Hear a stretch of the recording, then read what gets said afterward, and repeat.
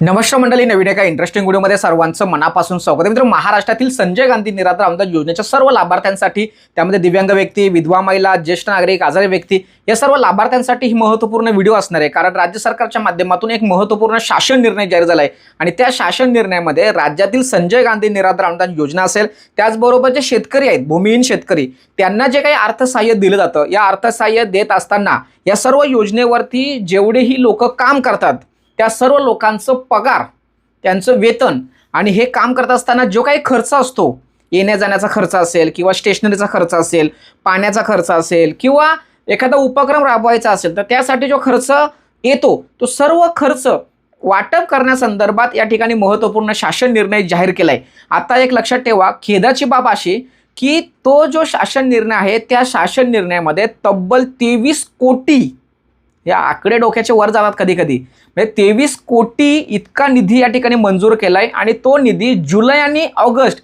या 2 महिन्याच्या खर्चासाठी आहे. लक्षात ठेवा, म्हणजे आता माझ्या संजय गांधी निराधार अनुदान योजनेच्या लाभार्थ्यांच्या खात्यामध्ये जुलै महिन्याचे पैसे आलेले नाहीत आणि दिव्यांग बांधवांचे ऑगस्ट महिन्याचे आलेले नाहीये, पण या ठिकाणी कर्मचाऱ्यांचे पैसे मात्र वेळेत या ठिकाणी मंजूर केलेत. म्हणजे जुलै आणि ऑगस्ट महिन्याच्या खर्चासाठी किंवा त्यांचं वेतन किंवा इतर जो काही खर्च असतो तो भागवण्यासाठी, कर्मचाऱ्यांचा पगार देण्यासाठी या ठिकाणी 23 कोटी रुपये इतके मंजूर करण्यात आलेले आहेत आणि अशा पद्धतीचा शासन निर्णय या ठिकाणी जाहीर केला आहे. तो शासन निर्णय जो काही निधी मंजूर झाला आहे त्या शासन निर्णयाच्या माध्यमातून तो आपल्यासाठी नाही आहे.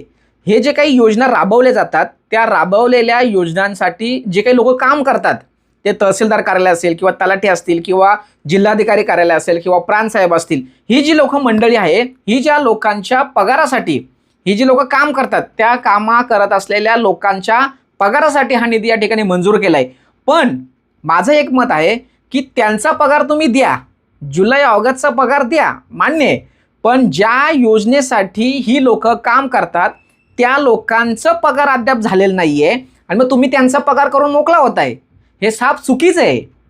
अरे ते जुलै महिन्याचा आत्ता एंडिंग आलाय, म्हणजे 28, 29, 30 तारीख आली, 28, 29 म्हणजे संपला, महिना संपला, तरीसुद्धा संजय गांधी निराधार अनुदान योजनेच्या लाभार्थ्यांच्या खात्यामध्ये पैसे नाही आहेत. म्हणजे ते कधी टाकणार? ऑगस्ट महिना आता आला, या संदर्भात दिव्यांगांचा जो शासन निर्णय येतो तो सुद्धा आलेला नाहीये. मग त्या गोष्टी प्रथम प्राधान्याने होणं गरजेचं आहे आणि मग तुम्ही त्या लोकांचा पगार द्या ना. ऑलरेडी त्या लोकांना इतर माध्यमातून पगार असतोच, त्यांचं महसूल विभागाच्या माध्यमातून. मग हा अतिरिक्त जो पगार त्यांना दिला जातो त्याऐवजी माझ्या संजय गांधी निराधार अनुदान योजनेचे सर्व लाभार्थ्यांचं, जे दिव्यांग आहेत, विधवा महिला, ज्येष्ठ नागरिक आहेत, आजारी व्यक्ती आहेत, त्या लाभार्थ्यांचे पैसे या ठिकाणी दिले गेले पाहिजे. अशा पद्धतीची मागणी या व्हिडिओच्या माध्यमातून सरकारसमोर मी ठेवत आहे. तो जो काही शासन निर्णय त्यांनी या ठिकाणी जो जाहीर झाला आहे तो शासन निर्णय मी स्क्रीनवरती दाखवतोय. हा बघा, हा शासन निर्णय आहे आणि या शासन निर्णयामध्ये तब्बल 23 कोटी रुपये या ठिकाणी मंजूर करण्यात आलेले आहेत. कोणत्याही प्रकारचं दिव्यांग किंवा कोणत्याही प्रकारचं संजय गांधी निराधार लोकांचं पैसे वाटप करण्याच्या अगोदर या लोकांचं पैसे या ठिकाणी मंजूर करून त्यांचे वाटप करण्याच्या सूचना दिलेल्या आहेत. म्हणजे हे कितपत योग्य आहे मित्रांनो, प्रत्येकाने कमेंट्स करा. सर्वांनी जागरूक राहणं खूप गरजेचं आहे. सरकार काय करतंय याच्यावरती लक्ष ठेवणं खूप गरजेचं आहे. नाहीतर आपापल्यामध्येच भांडणं करत आपल्या योजनेवर बाबतीत कोणीही बोलायला किंवा ॲक्शन घ्यायला तयार नाही आहे. या ठिकाणी जुलै आणि ऑगस्टचे पैसे इतर माध्यमांचे वाटप होण्याचा शासन निर्णय आला, पण निराधार बांधवांचे अद्याप काहीच नाही आहे. याविषयी प्रत्येकाने बोललं गेलं पाहिजे. लक्षात ठेवा, नाही तर हे असंच होणार आणि आपल्याला दिवसेंदिवस, महिने वाटच बघावी लागणार आहे. तो शासन निर्णय कशा संदर्भात होतो याविषयी या ठिकाणी माहिती दिली.